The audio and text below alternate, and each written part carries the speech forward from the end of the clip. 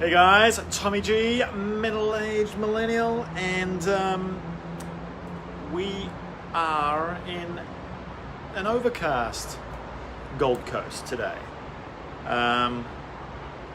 We are going to be talking about, with Dr. Rouse, coming into the house, doing a house call, is the Dr. Rouse, on how to lose it. Lose what? Lose what, you may ask, as I love this little puzzle that I have every time I have to do this. Anyway, God. There we go. Just haven't bought the new little white ones yet again because I lost them somewhere in an airport. Anyway, it's time to get on and plug in. There we go. Okay, I think we're good. We're gonna, oh, there's Dr. Rouse waiting at the front of the house. We're going to bringing him on, add, there we go. So, guys, losing it as in losing weight. Yes, the age-old story. Hey, what's going on? Good morning. Guten Morgen. Guten Morgen. I actually, Guten Tag. Guten Tag. Yeah, it's what is it, 12:25 here? Right, okay. Hey, Lindsay. So... Hey, Charlie. How you been, mate? What's been going on? Huh? Freezing my ass off. Yeah, well, actually, look, I'm even wearing a little bit of a windy today for our subtropical Gold Coast. Well, it's a beautiful day. Snow? Oh, looks stunning. There's some snow up there, if you can see in the corner there. But Oh, there's a little bit of snow on the very top. Oh, wow. Very cool. Literally. Okay. Nice. Well, mate, I think it's time for us to tell people how to lose it, Pete. As in the age-old health aesthetic target that everybody goes for and wanting to look great is like losing weight, at least to begin with.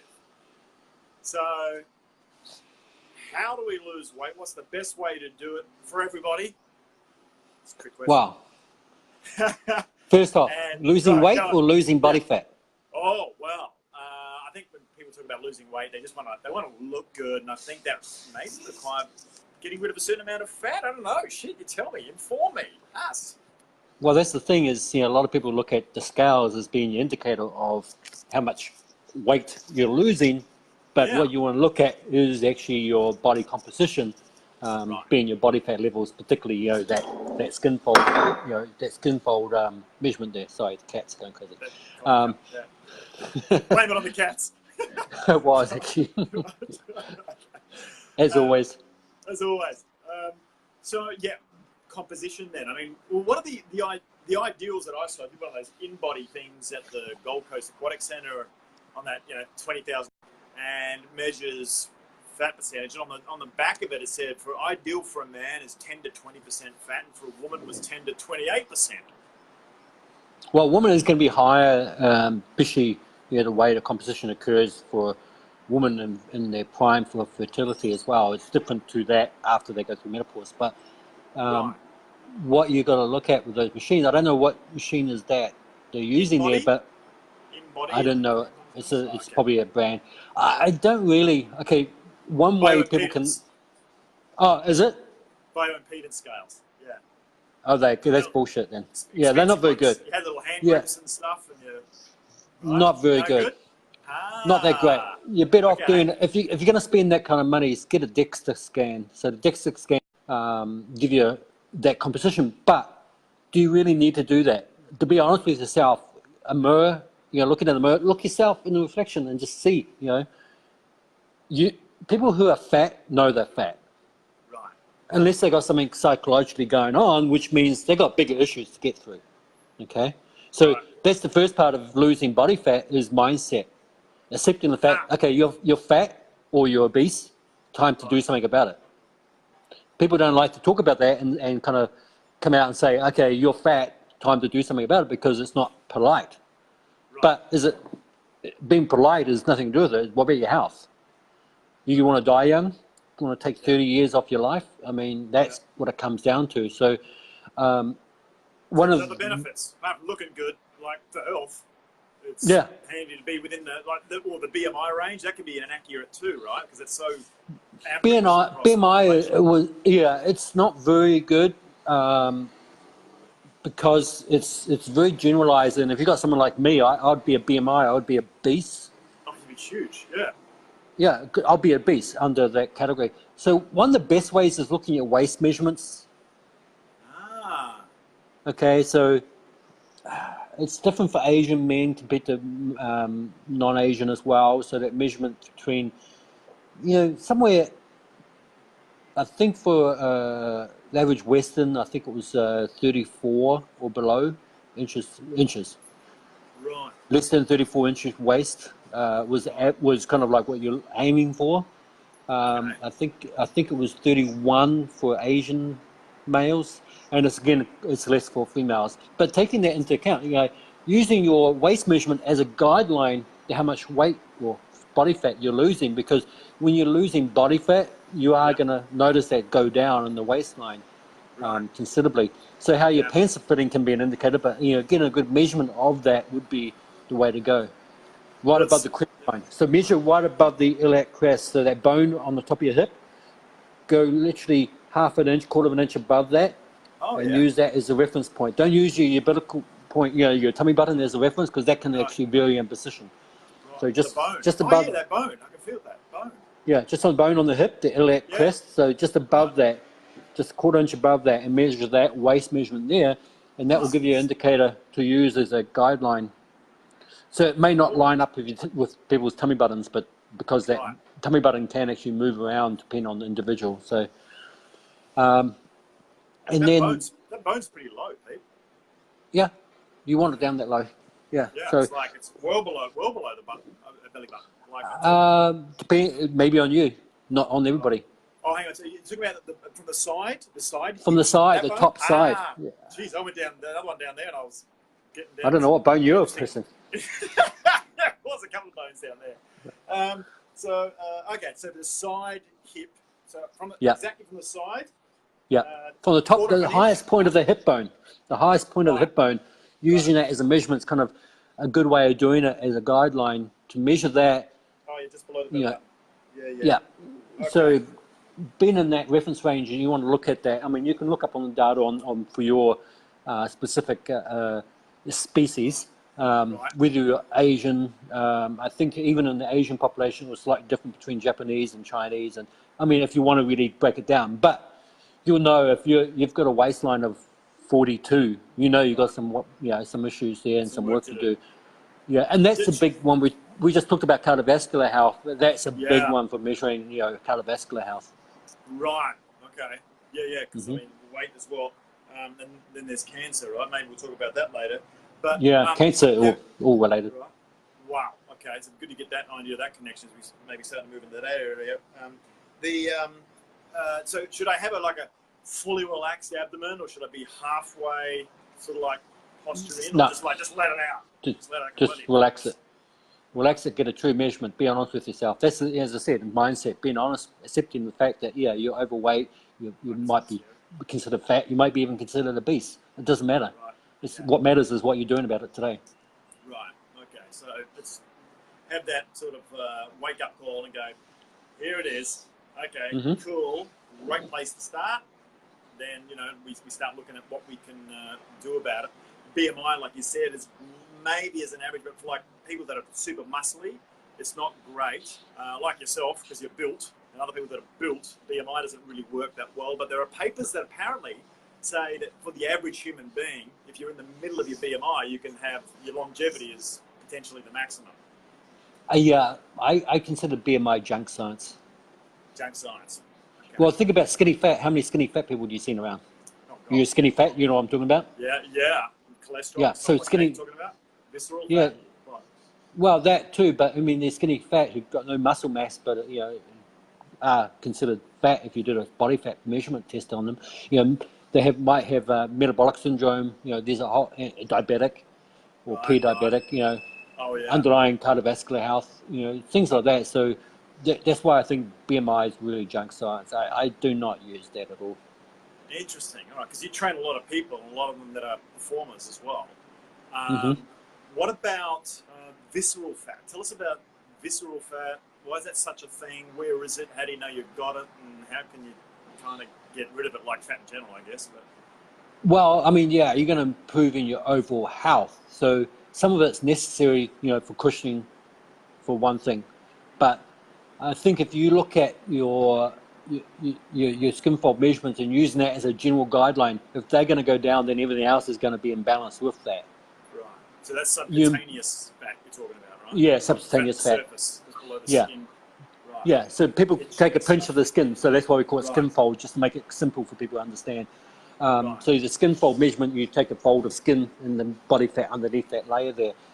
If that improves, then you're going to get improvement markers across the board. Whether it's even with diabetic status or cardiovascular health, all those markers are going to improve substantially if you're improving your body skin fold or subcutaneous fat, because the fact that the things that you require to do to get your lower body fat levels down also improve your health in most cases. Unless you go too low. I mean, we're talking extreme with bodybuilders and those kind of physique competition where they go too low and actually can cause, metabolic disarrangement in that sense, or even hormonal imbalances. Right. Yeah, Okay. women's. Interesting. Yeah, so if you go too low, so when you're talking about, before you were saying about men being between 12 and 20% body fat, I mean, if you're 20%, 10 to 20, yeah. That's too broad. I mean, if you're doing it on a DEXA scan, if you're 20% body fat, you're fat. Sorry, you're fat. Right. I mean, a good way to see that, if you can see a little bit of definition in your abdominals, you don't have to have a six pack. You don't have to have a six pack, but if you can see some definition in your abdominals, you're getting in the right direction. Right.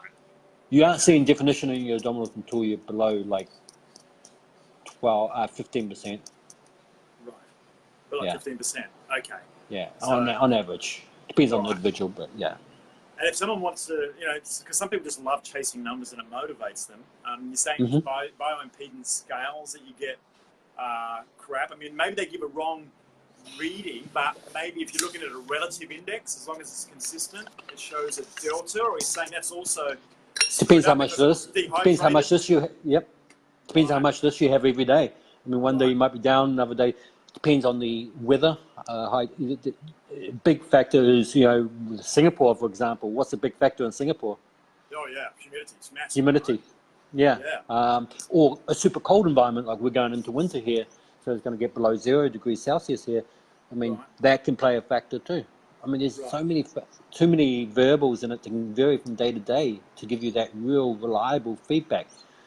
The measuring tape around the waist can't lie. You can do a skin fold measurement, but that's also the person who's doing the testing for that needs to be doing it every time and know what they're doing. Because if you get a different person to do it, they may slightly do it differently. And someone who's got a lot of experience, I don't think it's really needed. If you're really concerned, go get a DEXA scan. That's probably the same price as you pay. How much are you paying for that one that you were talking about before in Australia? Well, that one is like 10, 15 grand. I've got a $150 one from iHealth at the moment. I've got both Withings and iHealth, depending on your hydration levels. Yeah. Oh, you there? Well, Can you hear me? yeah, I can hear you now. I came back. I missed half of that, but I think I heard something about $150 for the test. iHealth scales that are here.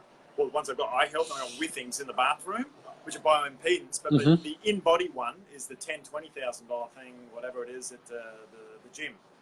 It's still bioimpedance though. Yeah, so they're all using bioimpedance. I don't know how much, because last time I had a DEXA scan, didn't cost me anything, but DEXA's X-ray, isn't it? It's like dual energy X-ray. It's a very low. It's a low powered X-ray. Right. Yeah, very low buy power. those? It's not like you can. No, you're going to go. You can't buy them. You've got to go to either. Many universities. If you talk to a university, they might do it. There's some places set up just for that too. There actually are some places around the world set up for that. There's one in Los Angeles, for example. There used to be a truck that used to go around in Los Angeles and do that. The other one is, of course, the underwater weighing. Displacement, hydrostatic Yeah. weighing. Right. Yeah, that's kind of like it's better than the independence, but it's not. I mean, if you're going to do it, get the DEXA scan if you really want to DEXA know scan. exactly where you are. Yeah. Okay. I mean, there's a few other new technologies above that now using different Yeah, it's like scanning a little portable technology. unit.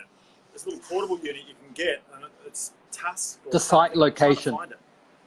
but What that's is more it? site location. That's more site dependent. So it locates. Ah, It right, tells you at that location, that site, where the DEXA right. scans a full body. So, I mean, do you really need that? Well, that's true too. I mean, what's accurate enough to like get a measure, get motivated, and then be consistent? Waistline measurement is going to be really good. There it is, right? Waistline. Yeah, Okay. yeah. I Everybody mean, can do you that. can't. I mean, It's that's a a tape good measure. indicator, and it does change quite rapidly. It can change over 3 to 4 weeks, quite Right. rapidly. Yeah. So, once you've got that goal down, okay, now you know where you are starting from. I guess Yep. that people, you got the mindset you're going to do something about it, because the mindset you guys talk about all the time. So we won't go into Yep. that. Yeah. But Right. once you have that set mindset, then they talk about abs are made in the gym, are made in the kitchen, not the gym. So Yeah. Ah. Right. so Okay. losing that body fat, number one, I mean, doesn't mean exercise is not an important component, Right. but number one should be come down to nutrition. Yeah. The right Um, nutrition. Now, if you go hardcore, if you do it properly, Yeah. ketogenic diet can be very effective Right. for Short short-term term. fat loss. Short term. Yeah. Yeah. Well, it's hard to for most people. I mean, for me, I actually do well on ketogenic diet. I Right. perform well, but I'm saying if you really go for hard food, but I find a lot of people find it difficult to stay on and do it properly. Now, do Right. it properly is not like not what you're seeing most people doing. Yeah. So that's the difficult part. So, I mean, from that, I'd say doing very similar to what we're doing with the cardiovascular health, as I talked about before, as a starting point, using the zone principle with the Mediterranean paleo diet. Right. Yeah. But Combination. remember my zone, I mentioned my zone being a higher protein to start with, at 40% Yeah. protein, 40, 30%. 30, 30. Yeah. But it doesn't mean you have to stay there. That's just a starting number that I like to play with. So sometimes I've taken protein down to as low as 20% for some individuals. Right. Yeah. Right. Okay. So, I mean, in certain cases, most of the time we find the higher protein will help drop the body fat, especially if we're doing the type of training that we're doing. Right. Well, I noticed I did that last week. Well, it was over a week ago when I did the 5-day fasting mimicking diet for health reasons. One of the side benefits is, and it's interesting, I lost only about 1.5, 1.7 kilos this time versus usually 2.5 kilos. But I was training the last few times I did it, which they kind of don't advise you to go too hard on the training. But I kind of felt okay doing it. But, I mean, if you're training during that period, you could be losing muscle mass. That's the thing. So that weight could have been muscle mass you lost last time that you were doing exercise during that period, because you're not getting the repair rate that you want. So if you're losing body weight, it could, remember we talked about that at the beginning, is it body weight being muscle mass or is it body fat? Right, yeah, okay. That's interesting. I didn't know that. Yeah. Waistline, absolutely. If I feel I've moved one spot on the belt buckle, which is always the indicator to me, or it's getting tight, that I know weight's coming on. Because it seems to me it comes on there first and goes off there last. Would that be right? Yeah, it depends on the individual and dietary. I mean, a lot of people get bloatation there too. So part of that's, that gut, Bloating out. dysbiosis and any kind of other factors involved there. So Right. some people go through their life being bloated and don't realize. Yeah, right, okay, yeah. Yeah. So that So would usually be associated with a certain amount of flatulence as well, like a lot of farting if you're bloated, or you're kind of separate? not necessarily, but yeah, you'd definitely be more gassed up Yeah. most of the time, yeah. And that can be like the wrong diet or something else is going on? It could be food intolerances, it could be food allergies, it could be wrong diet, it could be that you've got some gut pathology, it could be even some kind of microbe, could be, you may have a parasite too. Right. There's other factors to take into consideration there. So, taking all those in consideration, if you eat a lot of, say, for example, you eat a lot of raw fish, especially overseas, overseas for me, contaminant with parasites is quite very high. So, you want to look at I kind of tell people if they do eat a lot of that kind of stuff, at least try to do a parasitic cleanse once a year. Oh, how do you do that? Yeah. Well, that's a whole thing, but it's not God, quite what okay. you think. Yeah, Do that but separate but session. there are supplements you can use that actually does work for parasitic cleansing. It does work. And there's a whole series of that's quite complicated. But that's one of the things you can do is, when you start your fat loss goals is doing a bit of a cleanse, not the type of cleanse we're talking about, detox cleanse or anything, but this cleanse being, maybe getting that gut bacteria imbalance, getting any parasitic infestation down could be a big factor towards improving your body fat loss goals. So getting your gut in check first is probably quite important. If you feel like you've got gut issues, which there's a lot of people there, then getting that in check first could be, and doing that often leads you in the right direction for getting your diet in the right place with losing body fat anyway. Right. Okay. Yeah. So what if so that's if you're feeling pains or if you're constantly bloated or you constipation. How many stools are you doing about per day? There's many symptoms related around that. Yeah. What's healthy? 1, 2, 3 a day? It depends on how many meals you have. Oh, okay. All right. Well, if you're having 3 meals a day, 3 times a day, sounds pretty good. Wow. Right. So you need to get a fair bit of fibre in there too, I'm imagining then, not just heavy protein stuff. You need fiber's not. That's the misunderstanding that fiber kind of helps push things through. Remember, the intestinal tract actually is a muscle massage in it through, so it actually pushes it through anyway. You're not using fiber to drag that through. Fiber's not for that purpose. Fiber's there for other purposes, but clean up, sweep up. No, it's the main reason you want fiber, and we're talking about insoluble or soluble fiber, is to feed the gut bacteria. Right. Okay. And then you're talking about some in your system as well, and there's other purposes there, but the gut bacterial balance is the most important reason for having a fiber, and how much you need is depend on the individual as well. So I heard like 34 grams of fiber. You said whether that's right or wrong, and then soluble, insoluble. What's the difference, and what do they do? Well, soluble means one you can actually digest and absorb, or insoluble means it passes through your system. Right. But remember, it can be absorbed and by some of the gut bacteria. And it depends on the gut bacteria too.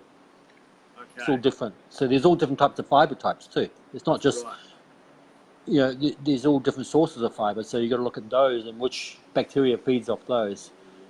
Huh.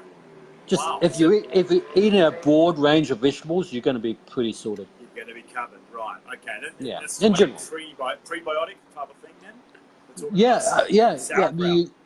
Well, the prebiotics you buy on the shelf is actually a special kind of sugar that you don't use, but the bacteria uses.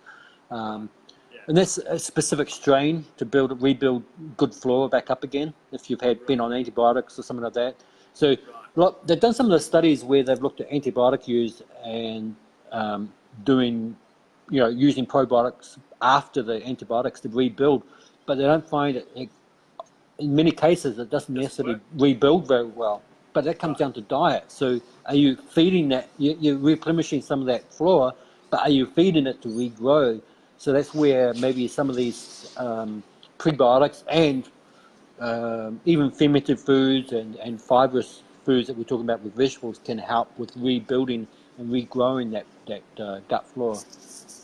Wow. So, and I think the probiotic's the actual animal, the bug, and the prebiotic is the food for the bug. Is that right? Yeah, pretty much, yeah. Right. And saying a lot of these probiotics, I know we're sort of circling around the periphery of fat here at the moment, but a lot of the probiotics that you eat get the shit kicked out of them in your stomach, and they don't actually make it and sit to become part of your flora.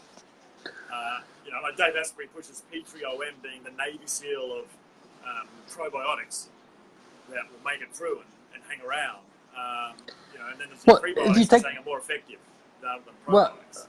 Well, probiotics will make it through.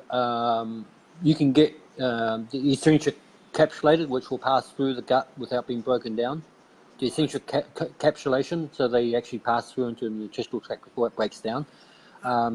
But also, you should be having probiotics if you're having it on an empty stomach, usually before bed. on an empty stomach. So your stomach acid levels are at the lowest, so it has a chance to survive for that.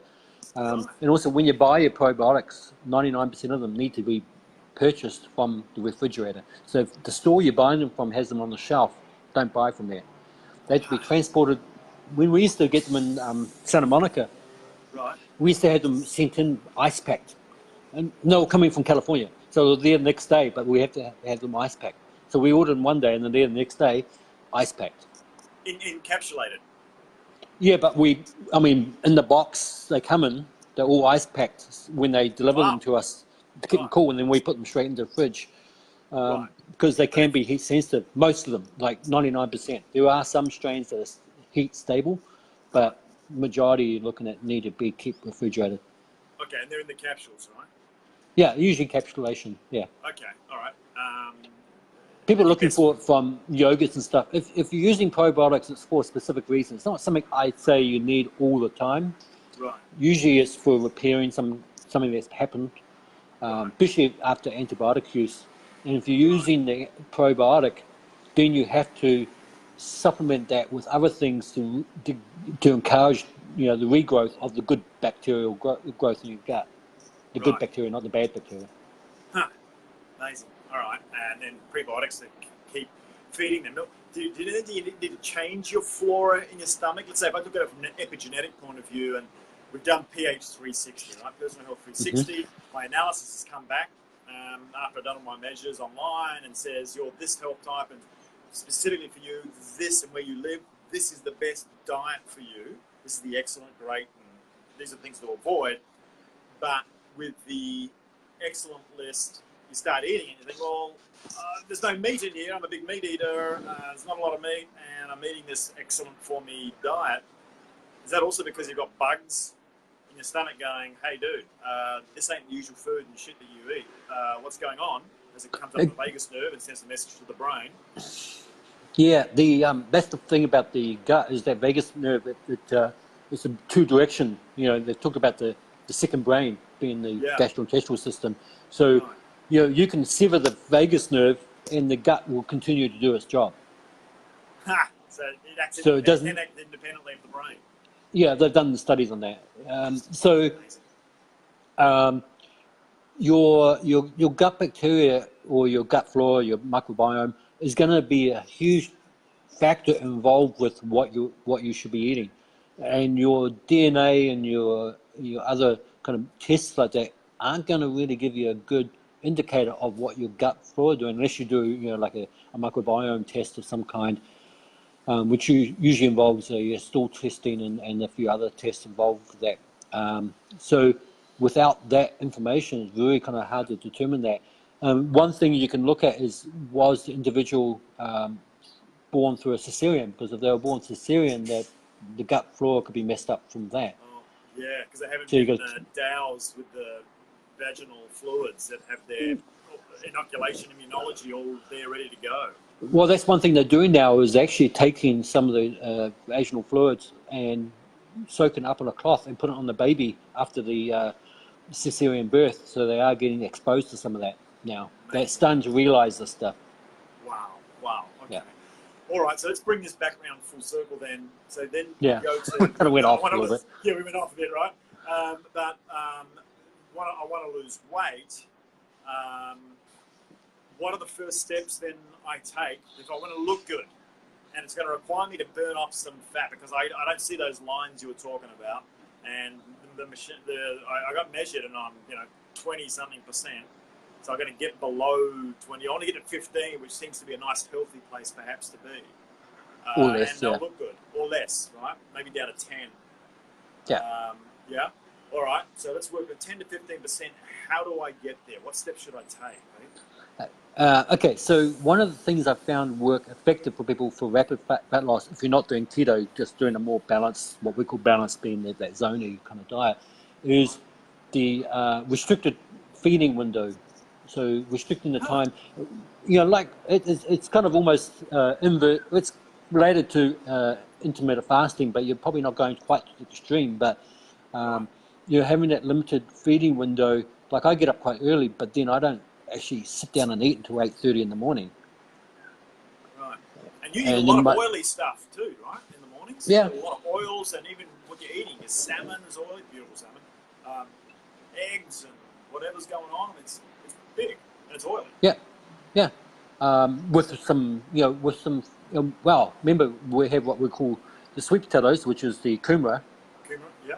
Yeah, New Zealand, which is yeah. which is not only is it fibrous and stuff, but what you can refer to as resistant carbs, which we don't, Huh. um, or resistant starch, to be precise. What So does that mean? it's the way one thing, it's the way it influences your blood sugar levels too is much lower. So that's the main factor we're looking at, concerned with that. So you'll find that things that are higher in resistant starch will be less impact on your blood sugar levels than, say, your standard starchy foods. Right. So we're not Okay, spiking so up sugar, which is a good way to keep the fat down, because that sugar will convert to fat. sugar can be stored as triglycerides, of course, which is a fat, so it can be converted.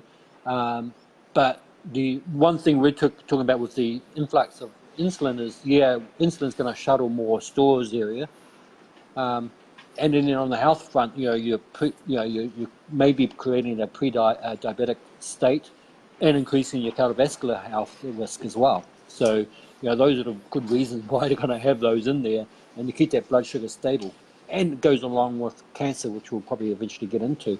So, the restricted feeding window, what happens is that kind of gives you an opportunity to cut back on the volume, because often people are eating too much. We're not just talking calories, but people are often eating too much. I don't even think about it. I've got an FTO gene that's a little wonky as well, which doesn't send the signals that early to say, "Tommy, you're full." Alcohol, do you reckon? Well, alcohol is, it's the fourth nutrient, as they say. So, kind of limiting that. I kind of work personally from the south. I work on a window, and I work around other people as well, being my daughter. But I work on a window from about 8:30 till 6. That's my feeding window. I'd have it a little bit earlier if I could, but it's just working around my daughter. But 8:30 to 6 is my feeding window. So about 9.5 hours. Yeah, that's my feeding window working. Right. But I'd actually, I'd might back that off a little bit. And people might want to adjust it depending on their work schedule. I don't have your normal work schedule, so for me it's a little bit more flexible on that window. But let's say you're having a breakfast, get good percentage of in that first meal of the day, whatever it may be. Yeah. I mean, breakfast is depending on, you can have breakfast at lunchtime, right? I mean, it doesn't matter at 12 o'clock. But your first meal of the day, being breakfast, meaning breaking fast, make that the most kind of nutritionally dense, higher kind of, maybe higher in the carbohydrates that you want to take in for the whole day in that first meal. We've talked about this before as, we've seen the evening meals enzymatic response is different to the first meal of the day, even though they could be identical. So if you kind of bump up your carbs in the morning, lower them. I mean, we're not talking like they used to say no carbs at night. I'm not saying no carbs. Just reduce it a little bit so you're not having such an impact, because the impact will be high at night time. Interesting. Okay, so I've also heard that in the mornings maybe going more fat because you're then extending a keto type situation coming off sleep. Well, yes and no. It depends on whether you're having, how much carbs you're having in that meal as well. Right. What I tell people is, okay, watch the total volume, make sure you get enough protein. And if you limit that window of eating, then you'd likely be cutting down on total volume of food anyway. Right. Okay. Get a good feed in the morning or the first meal of the day. If you get a good feed in the first meal of the day, that satisfies you a lot for the day, so you're unlikely to snack during the day. Okay. So that's one thing you do is, I mean, it's actually on a longevity point of view, being a little hungry sometimes is actually a good thing. Right, yeah, because the body's having to survive, adapt, digest, and has to adapt, right, get stronger. I'm hearing more and more about that fasting, Dr. Longo and so on. Well, being hungry doesn't mean you have to fast. It just means don't snack between meals. I like People, snacking. yeah, I mean, Yeah. people do snack too much. Right. Yeah. So if you can avoid the snacking, one way of doing it is if you have a good meal, solid meal in the morning, good Yep. nutrition in the morning or your first meal, then you'll find that will carry over for the rest of the day and set you up well for the rest of the day. If you don't do It's well for breakfast, some people don't feel like they can eat much breakfast. Don't eat right. breakfast. Make your So first yeah. big meal lunchtime or something like that. Work around your schedule too. Well, it's interesting because my epigenetic analysis, let's say with PH360, is saying look, don't have that morning meal or make it light. Hmm. And as a health type that I'm in the broad category, right? I mean, there's a lot of specific information for me, but the broad category that I sit in, being Crusader, says snacking for us is actually okay. Like we'll have 5 meals a day, and because we're very brain intensive, we'll chew up a lot of carb. Um, so it tends to be more carb oriented, and it tends to be like 5 meals a day. Whereas, let's say, a guardian or a heavier set person, I'm more of an endo or mesomorph rather than ecto-meso, which I am, tends to be more the 3 meals, and it'll tend to be heavier stuff rather than carb. It'll tend to be more the animal proteins. Well, the problem with having 5 meals a day is your gastrointestinal system has to work 5 times a day.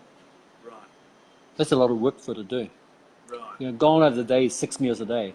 I mean, you're better off fitting, if you do need to eat that much, you're better off fitting that 5 meals into 3 rather than Okay. trying to digest all that food and over, the whole, basically your digestive system doesn't get a break for the whole day. Right. So I'm kind of grazing more than I'm sort of You're like almost grazing. eating. If you're having 5 meals Yeah. a day over a 10-hour window, that's, Right. pretty much Yeah. a meal every 2 hours or so. Well, there's the other thing. I can be a late night snacker. For some reason, I just get hungrier before going to bed. And you were mentioning it before, and I know that one is also a great one for weight gain. What is it that's actually going on? I mean, you need to like 2 or 3 hours before you hit the sack. I mean, I think, well, if I'm still going for like 13 hours and not eat anything, what's the big deal if I'm eating just before I go to bed or 2 or 3 hours before I go to bed? It can depend on what you're eating too, but also remember your body goes away. If you're digesting, your body's not going into repair mode. So your repair Right. mode happens overnight, so you're not going into repair mode. That repair mode may be also affecting things like blood sugar levels and stuff like that, so your enzymatic response to food.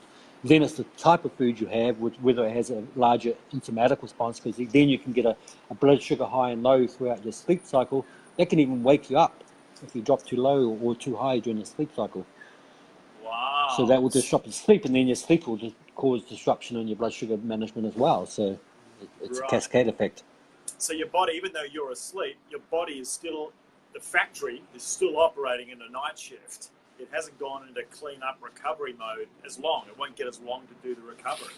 Especially for the brain, we're talking about the brain before the energy. Cleaning out the brain, removing all those waste products is really something that you want to look at and say, okay, is this late meal causing me to get that brain fog in the morning, even though I'm having a full night's sleep?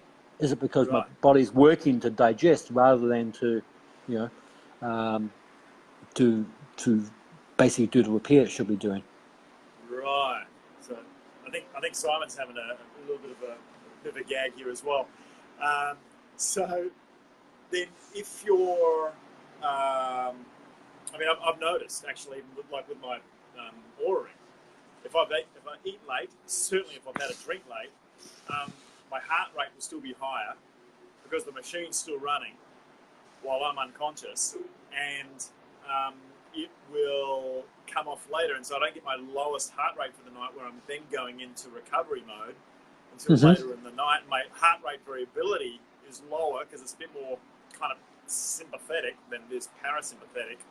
So I've seen that actually happen when I'm eating late or drinking late at night. And that's to come back to fat loss. Number one thing you got to do. If you want fat loss, you're going to suck it up. Stop drinking alcohol. Stop drinking. Right. Alcohol. Yeah. Well, No alcohol. I hear that. If you want to drop body fat, no alcohol. That's simple fact. Yeah. Not because alcohol's fattening, I hear, but because it's in the pecking order of metabolism. It's the first one that gets metabolized before it'll then hit the carbs and all the other macros. That's one reason. Also disrupts the endocrine system. It can be it can affect the liver function, which means that can increase triglycerides levels if you depend on what you're drinking. So there's a cascade of Fatty reasons liver? why. Yeah. Well, Okay.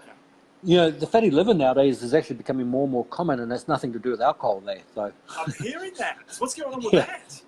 well, nutrition, diet, bad diets and Right. stuff like that. Right. So, cut out alcohol, cut out grains. Carbs. We're Cut out talking grains. grain. I'm not talking carbs. I'm saying grains. If you Grains. need more carbs for your particular body type, then you can get carbs from vegetables, sweet potatoes, yams. But grains being your pastas, your potatoes, not your potatoes, sorry, your pastas, your rice, your breads, pastries, that's the word I was trying to think of, pastries, all that kind of whole family there, just get rid of it. Interesting. Replace So, it. Don't just eliminate it. Replace it with right, more replace vegetables with or something if you have else. to. Yeah. Crowd it out.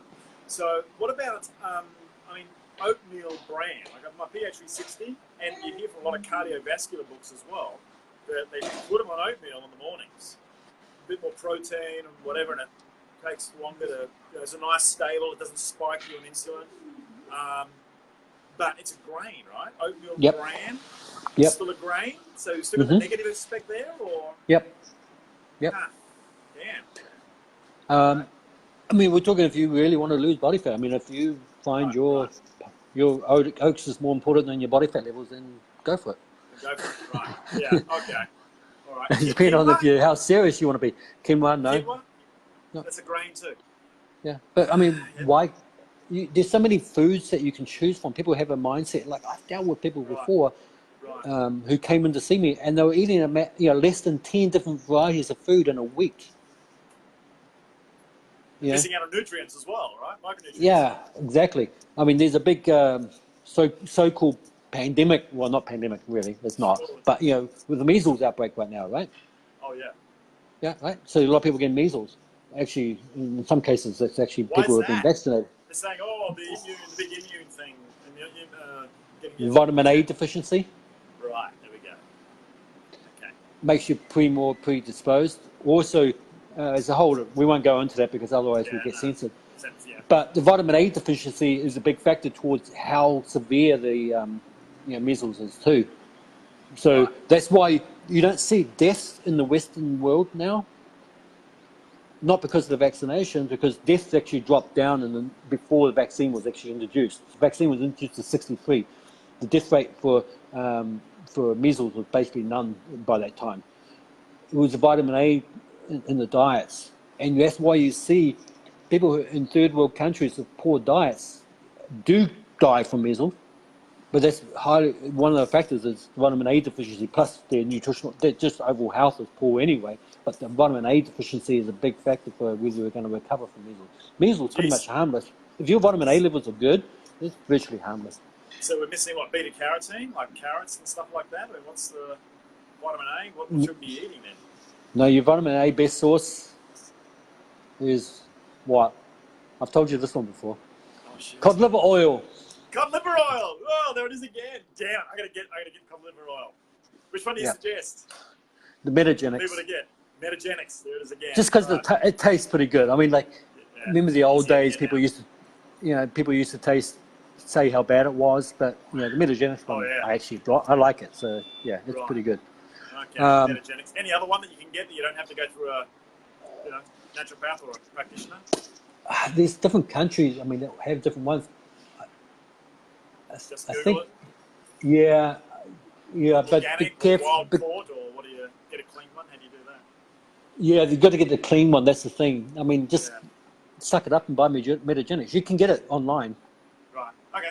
Yeah. All right. I mean, Metagenics is not necessarily more expensive. Just just try to find a good source of it. If you can locally, yeah. And I like Metagenics. I have no association with them whatsoever, so it's not like I'm getting paid to say this. Yeah, but I know you don't BS. Yeah. But yeah, cool. All right, so other things. That's what I use. Fat, then. That's what you use. All right. Yeah. Okay, so the exercise is what, about 20%, 30%, and still we're 70, 80% I hear is the diet. And we saw that triangle, like in Exec Reset, that we put there as well, right? It was saying about food. Well, I tell people that... hey! Woof. I tell people that diet is more like 100%, and the exercise is 100%. Okay, so don't discount the exercise because it does have an important factor in there. Yes, diet's kind of the big factor for losing the body fat, but don't just think you can diet and not do the exercise component. Right. Now, You can't diet yourself to a good body. yeah, I mean, it depends on the individual, how much time and stuff they have. You know, try to get some resistance training in there. Try to get some high-intensity interval training. Try to get some slower, kind of what we call steady-paced aerobics training in there. Not necessarily for the fat-burning zone, because we know the fat-burning zone is a myth. Ha! But we want to, you know, and also even the EPOC effect, which is the post-exercise oxygen consumption. So that's where EPOC is, you know, like if you do a high-intensity workout, like a interval training, at HIIT training, okay, the effect of that, it carries on after your resting metabolic rate continues on for up to 12 hours after, but it's a very slow, a slight impact. Where you do a steady state aerobic training, the metabolic state returns to normal very quickly. Right. But how much does it make in the real world? Very little. Don't kind of base your fat loss on that. Okay? Okay. But you want to hit all these different energy systems to make yourself more metabolically efficient. Right. So you need to strength. And Mike Nelson, you probably find him online if you look him up. Mike T. Nelson, he did his PhD in this field, and one of the things he wrote about a lot was metabolic flexibility. You probably heard about it, but he was one that really kind of started to push that whole thing. So if you look up Mike T. Nelson up online, and with the metabolic flexibility, that goes along with that flexibility as far as your training component goes as well. So you want your body to keep always adapting too. So doing the same thing continuously isn't going to do much for you. And the advantage of doing the strength training is it's going to increase the lean muscle mass, which will help create a bigger furnace as well. So a bigger BMR or basal metabolic rate than sedentary because you've got bigger muscles to support. And it supports a good, healthy endocrine system as well. I mean, yes, we've found some certain exercises can increase growth hormone. Does it have an impact on body fat loss? Not really. The impact is not enough. But what it does do is keeps you in that healthy range. So it won't add to, you can get growth hormone release from doing certain types of weight training, specifically like high rep squats and stuff like that. It gives a big burst of growth hormone. But the growth hormone release amount you're releasing is so minute in comparison, it's not really worthwhile to count that for your fat loss. But it just helps you keep that whole endocrine system healthy and working properly. So strength training, I find, what I do, I'll just say what I do, and this is probably I do more than most people would do, is I'll do my strength training every day. I do half body one day, half body the next day. So I do, pretty much I do, lower body, upper body for me. Okay. Now, someone doesn't have as much time, I'd say do a full body in one day, and then if you have a couple of days in between doing some other stuff, that'll be okay. I have time, so I do half a body each day. And I do that pretty much 7 days a week, and I'll have a day off now and then from that. Okay. I'll do my cardiovascular training, metabolic training, what I call metabolic training, after my strength training session. And that may consist of a steady pace aerobic. It may one day may be more HIIT training. Another day, I mix it up a lot. It could be weight bearing. It could be weight bearing aerobic type training too. Right. So like doing a circuit with farmer's walk, which is carrying heavy weights. Doing a circuit with different weighted kind of exercises to create that circuit training. The circuit training that you used to do in the gyms. So you could use circuit training to create a similar effect. So mix it up as much as possible. So what someone could do is do a whole body strength training day. Try to keep it under 45 minutes. Yep. And another day do steady pace aerobic training after that. How many sets are you knocking out in that 45? Only a couple. Working sets, probably a couple on each main exercise. You don't need to do as much as you think. If you train, don't train to failure. So I'll do 3 warm-up sets. Yep. And 2 to 3 working sets. Right. That's about 6 different exercises. Yeah, pretty much. I mean, I'll do for upper body, I'm just doing. I mean, this gets mixed up, but let's say basics. Bench press, for example, I superset that or pair it up with a seated row, for example, seated cable row. Okay. Or, I mean, these are all different exercises I use. And then I'll pair those together, so I'm doing back and forth. I do that with low reps. Personally, I don't go much above 5 reps. And then I'll do a military type press, shoulder press. Yep. And then I'll pair that up with a chin-up, a variation of chin-ups, loaded. I weight it. I'll have 40 kilos around my waist doing chin-ups, okay? So you add more weight on there. Because I'm doing less than 5 reps. And then, I'll do accessory work. So my accessory work will be for the shoulders, particularly because overhead pressing is dominantly front delt. So I'll need to do some other movements in there, which are really supplemental lifts. Even elbow flexors, extensors, bicep, tricep training is essential. Forearm, wrist training is essential. Don't forget your forearms. Don't forget your bicep, triceps. Don't forget the full three-dimensional training around your shoulder joint.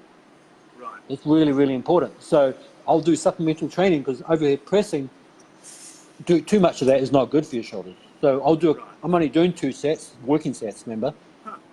Notice I'm doing more working sets, I'm doing more warm-up sets than I'm working sets. Interesting. And then none of those sets are to failure either. And then I'll do the supplemental work at the end of my workout. At the beginning of my workout, I'll do rotator cuff type work to kind of get the joint fluid moving in that shoulder joint. This is on my upper body day. Lower body day, I'm working on the hips and knees. Getting those kind of moving and warmed up first, and ankles. So I'm working on the joints specifically that need to be, the fluid movement, mobility before the training session. So lower body is more complicated because we're talking hips, we're talking knees, and we're talking ankles. And then lower body day, I'll combine things like deadlifts. I'll pair that up with. I don't do squats because that's just me. I mean, I don't say squats are a bad thing, but personally, I prefer what we call Bulgarian squats, which is where the back foot's elevated behind you. So I do Bulgarian squats with dumbbells. I do dumbbell version of that. And then I'll do a what we call a glute ham raise, which is very difficult for most people to do. I do that loaded, but glute ham raise, and I'll pair that up with my step-ups. So barbell on my shoulders, stepping up to a box. Thigh approximately 90 degrees at stepping point. And then I'll go into my supplemental work, which would be, hey Ann. So I'll do my supplemental work, which would be more kind of, calf work, for example. People don't do enough calf work, but also I'll do lateral lunges or multi-directional lunges. I'll vary the movement up around the lower body a little bit. The lateral lunge type pattern is something that people don't do enough, okay? So, I mean, I use a lot of load on that, just as a supplemental lift. Calves, I'll mix it up. I'll do some heavy calves and I'll do some light work calves. I'll do as much as 50, 60 reps on calves sometimes, and then other times I might do 5. Wow. So What's the exercise you're doing for that? You're just doing you got weights in your hands and you're doing the... Yeah, I've got a board out there, you've probably seen it, where I stand on and do, I do a standing one. Most common one I do is a standing one. For my high rep stuff, I'll vary my feet position, so I'm going feet straight ahead, feet pointed in, feet pointed out. So I'm kind of trying to get the ankle kind of joint movement from all angles. If I'm doing heavy load, I'll keep it more straight on, trying to work on that. That you can do seated. There's variations you can do. All right. And then on top of that, with my as I was saying before, my aerobic training I do with some kind of loading or circuit training. I'll mix up different joint angles and that, even more joint angles, so I get that good variety in there. Okay. Nice. I mean, you're the expert on this stuff. So then I guess we'll probably land this around here as well. I've got coming to the hour up, but I'm getting hungry. You're getting hungry. Okay, I don't want to stand between you and the food, even being digitally safe over here in Australia. That's so true. What you do. Yeah, just a quick phone call. The top 3 things that if someone wants to release weight, get down closer to that 15% if they're a guy, the 10%. Top 3 things they need to do to have the biggest difference. Mixed training. We'll go reverse what I'm talking about. Mixed training up. Yep. Yes, strength. Okay. I'd say nutrition-wise, I'd say go with restricted feeding window. That will probably help the most. And then I might even add in there maybe pH 360 balance to your epigenome. You could. Good. And then, yeah, you could do that. Because that will give you a more specific breakdown. That could more kind of, that would, make it a little bit easier for you to kind of work out what ratios you should be having in your diet too. Right. And then, cutting out the grains and alcohol. There it is. Cut out the You don't have to grains get and alcohol. sleep, of course. Sleep. So Good a sleep. bonus So one. on average 7 hours. I mean, once again, one size doesn't fit all, but let's say 7 hours ish. Get rid of the grains and the booze. Stop eating about 2 or 3 hours before going to sleep. Minimum 3 hours, I think, realistically. Wow. Minimum 3 hours. Tighten that eating window, maybe 9.5 hours in your eating window. Make it 3 meals rather than grazing all day. Mm-hmm. And eat the right foods for you, so that you can get that genetically balanced, even better again. What was I missing? The exercise. The grains and exercise, alcohol. Grains and booze out. Right. There it is. There it is. We've done it, Pete. Good basics. Good basics. Get into those. Yep. Okay, guys, and if you need some help with getting some coaching and help in that, heading you in a more of a epigenetically balanced direction to do that, food, exercise, when you're working, sleeping, how much you're sleeping, all those things from a lifestyle point of view, you can come in, PM me if you want to do it one-on-one. We can see where we can help you there. Or you can the 360 is definitely going to help people kind of, I was talking about before with the 40-30-30.